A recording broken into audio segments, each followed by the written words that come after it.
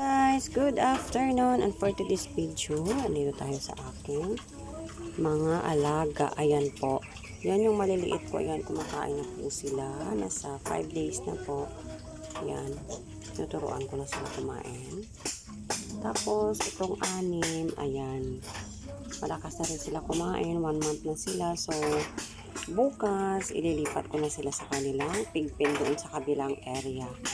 Ayan yung isa, tingnan nyo guys. Ayan, malalaki na ng katawan nila. Pwede na lechonin. Char lang. Pero totoo, pwede na siyang lechonin guys. Malalaki na sila. Ayan, kasi 6 lang siya. Super laki nila guys. Ayan. Ililipat na namin yan bukas para yung mama nila is makapahinga na. Mapurga na rin bukas. Tapos sila, after 4 days, saka na ako magpurga. Inject lang yung purga ko sa kanila guys. Tapos itong isa na malapit na namin gawin inahin.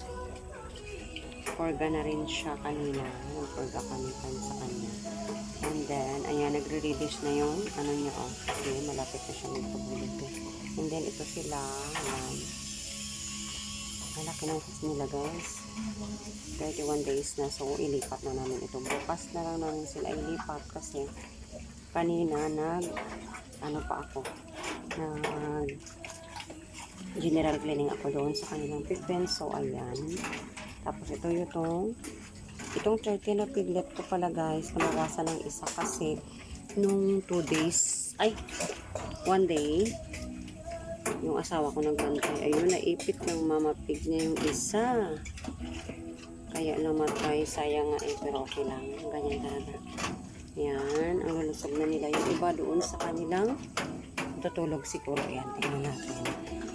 Ayan, tulog-tulog, tamad kumain.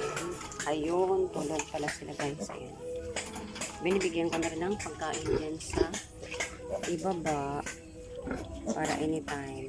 Ayan, binibigyan ko na sila ng pagkain para masasanay din sila guys sa amoy ng pagkain.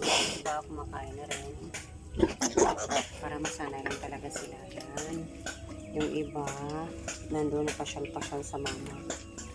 Yan, medyo nangayayat yung inahin kasi nga malakas magdidi yung mga anak mo, pero okay lang, mag-ano rin yan, okay lang naman yung katawan niya. So guys, ayan yung update ko muna sa, pasensya na kayo, ilang araw hindi ako nakapag-vlog kasi guys, wala ako net, sira yung aming wifi.